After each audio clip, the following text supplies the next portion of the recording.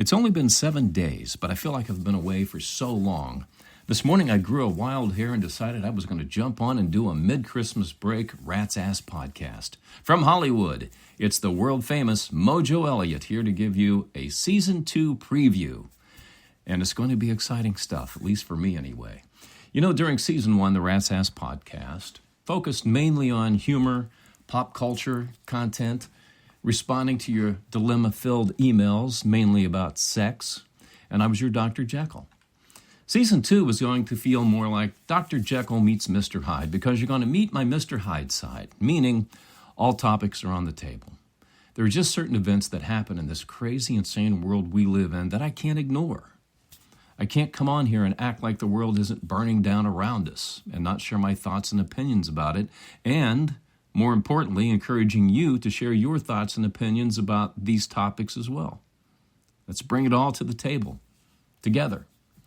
This is how the podcast will expand beyond chatting about pop culture and your relationship dilemmas, mainly about sex. We're going to talk about it all on the Rat's Ass podcast. We'll have our serious side, but there will be time, always, for some loose behavior.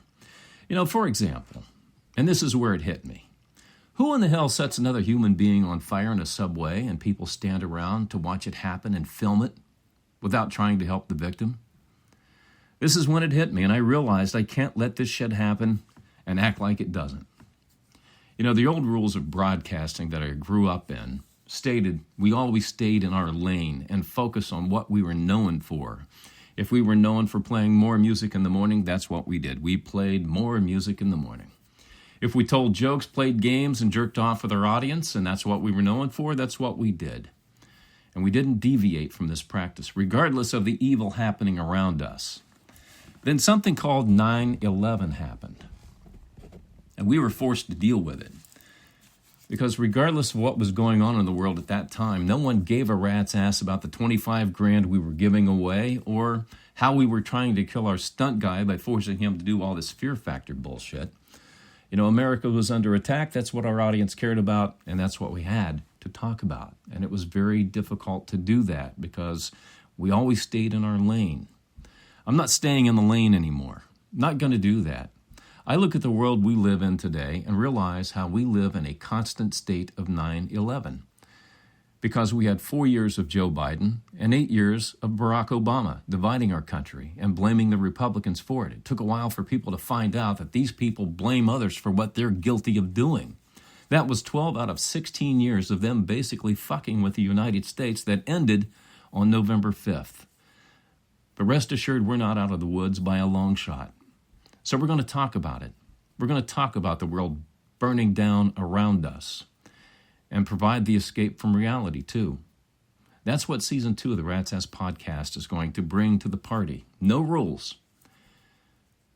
We're taking off the gloves. We're going to keep it real, kind of like good sex. Sometimes it's going to be hard and fast. Other times it's going to be soft and gentle. And I promise, at the end, you're going to have a salacious eargasm. So let's talk about some of the stuff nobody really gives a rat's ass about. Now that I've kind of given you a Season 2 preview. As I sit here and look at the TV screen in my studio, it says there are close to 10,000 flight delays right now as I do this podcast. Travelers trying to get home for Christmas dinner, swapping the presents. I get it. I did it for years. I also spent many years delayed in airports, slept in airports. And after a while, I ask, why in the hell am I doing this? You know, with age, it's supposed to bring wisdom. Let me just say, it does a little bit. It does a little bit. I mean, I get the need to get home and want to be with the family on the day, the 25th. That's the day. We got to be there with the family. I get it.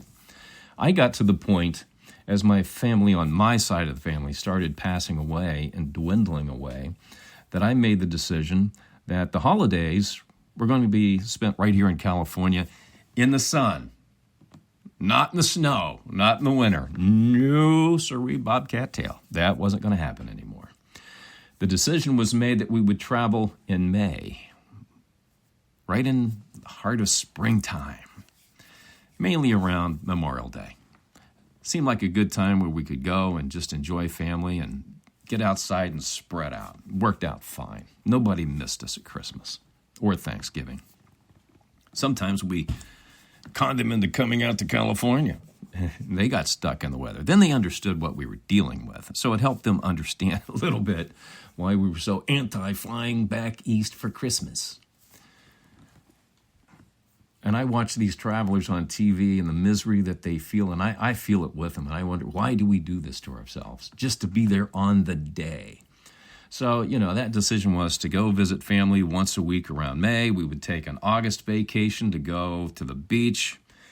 Sometimes Hawaii, sometimes it would be a cruise, whatever it was. That was, for the internal family there. And it's just my wife and I. We don't have any kiddos that we've had to deal with.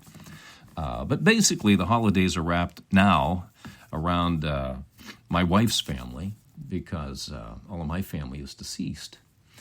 So we only celebrate with my wife's side of the family, who I dearly adore because they accept me for the heathen I am, and I appreciate that. But I recall one of the last holiday gatherings my side of the family had long before I met my wife. We were all sitting around the table celebrating Christmas, swapping stories, having fun, enjoying a nice festive meal, when all of a sudden my brother Raymond, who was an evil prick, decides he's going to announce to the family he has nicknames for his wife's sexy parts, based on the TV show Leave It to Beaver. He announced to the family that he called her boobs Eddie and Wally, her vagina Beaver. Really creative, my brother. And at this point, his wife Sandy has smoke coming out of her ears and a look in her eye like she could kill. She had murder in her eyes. Raymond looked at her and he couldn't help himself. And he says, and I call her ass Lumpy. Oh, all hell broke loose then. We had one hell of a food fight. By the time it was over, there was mashed potatoes and gravy dripping off the ceiling and the walls. And after we all took turns taking showers, we shared in the cleanup while my mother stood in the corner holding a shotgun. True story. True story. She wouldn't have used the gun. I don't think it was loaded, but she was making the point. Stop screwing around. Clean up my house. You're not kids anymore. And that's what she did. Now, I carry on the traditions with decorations here, and it's subtle, but I like to mess with my neighbors a little bit. And, some of them have caught on, but you always get the new ones who move in, right? And so at Christmas, I take a point of putting the Noel sign backwards in my window. So as they walk by, it says Leon. We see it internally inside the house as Noel. And to me, that makes more sense. But it says Leon. But there's one every year when they see me in the yard that comes up and says, you know what? Your sign there says Leon. It's supposed to say Noel. You got to turn it around. It's like, well, am I doing it for you? Am I doing it for me? There's always one in the neighborhood that falls for it. That thinks I made a mistake by hanging it backwards so it looks like Leon. Oh, now let's get to the gifts.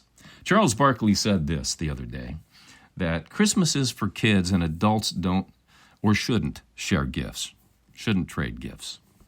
And I agree with this, by the way. I think Christmas is for kids because adults, we waste a lot of money on stuff we don't need just to make it feel like we're giving somebody a gift. We always get people, sure, it's going to stop the regifting process, okay? And we're going to have less toys in the landfills, or less gifts in the landfills, let's put it that way. Kids love toys for at least 2 days when you get them for Christmas.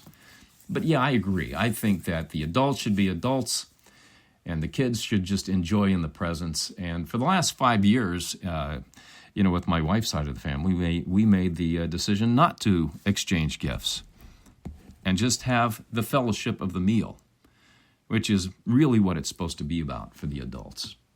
And you know what? Funny thing is, we haven't missed the presents. We don't even think about it anymore. So, once we get Christmas out of the way, and it's Christmas Eve right now, if I didn't mention that up front, all I'm going to do is focus on sports. I'm going to OD on sports like a mother. College football playoffs coming up. The final week of the NFL season, football, Christmas Day, basketball.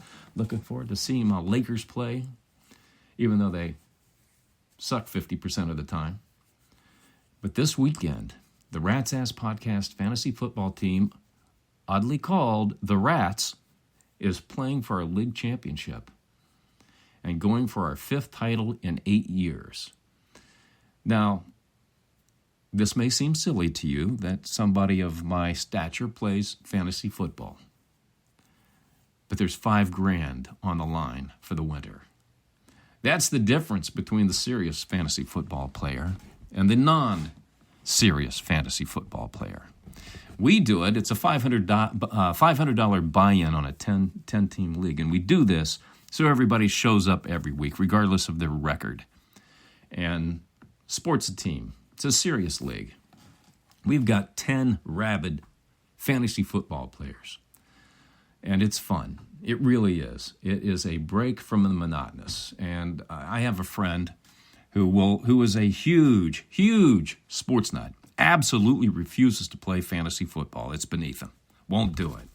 And he's one of the smartest, brightest, most well-read sports people I've ever met. Wants nothing to do with it, which is fine. That's his prerogative.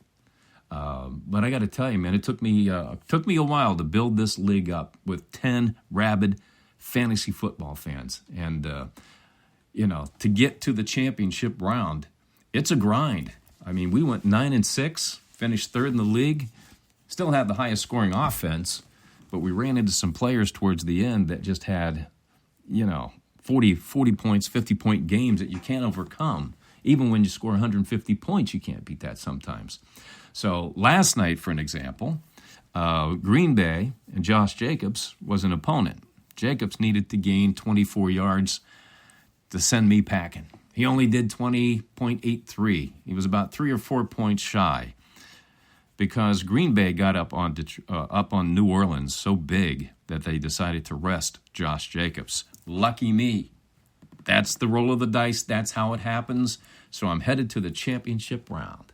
Yes, indeed. But that's pretty much going to be 100% of my focus in 2025 is going to be the Rats Ass Podcast. When we return on January 3rd, here's the surprise. We're going to start doing 3 Rats Ass Podcasts per week. Not 2, like I'd mentioned in our last episode. Yeah, in the past week, we've done had a lot of discussions and deliberations, and we're going to do them on Monday, Wednesday, and Friday. Plus, we're going to have the Wild Hair option, the Wild Hair episode that could drop on Tuesday, Thursday, and maybe over a weekend. But it's going to be 100% of my focus. Decided to do that here on the Rats Ass Podcast. And also writing the blog, which I really enjoy doing. I like writing the articles. And that's going to be a full-time gig for me. And you can connect with the blog, by the way, on Facebook for now. We're working on rebuilding a really cool website for the Rats Ass Podcast that will house the podcast, also the blog, connect you to social media, all of that good stuff. But right now on the blog, you can go read A Pause for the Claws, The Holiday Binge Twinge, a lot of things about binging holiday movies and such. Gene Simmons said the other day that rock is dead. I disagree. Some things have to change, but it's not dead. But you can read that article as well on the blog. Is rock dead? Another one with Love Thy Lakers. And as I do, I love Thy Lakers. I'm going to share my thoughts about the Lakers with you. And speaking of sex, there are 7 rules of men. Gentlemen, if you violate these rules, do it at your own peril. Ladies, you should be familiar with these rules too, because it takes 2 to tangle, and I hate to say it, but that little box between your legs can wreak havoc on people's lives. So check that out on the blog, The 7 Rules of Men. And I could go give them to you right now, but what fun would that be, giving away secrets? Check it out on the blog, facebook.com/ratsasspodcast. You can connect with the link right at the top of the page. All right, this is going to wrap up this Wild Hair episode of the Rats Ass Podcast. Keep sending your email with your thoughts, observations, questions, and comments to the Rats Ass Podcast at gmail.com. ratsasspodcast@gmail.com. And keep in mind, no topic is off the table.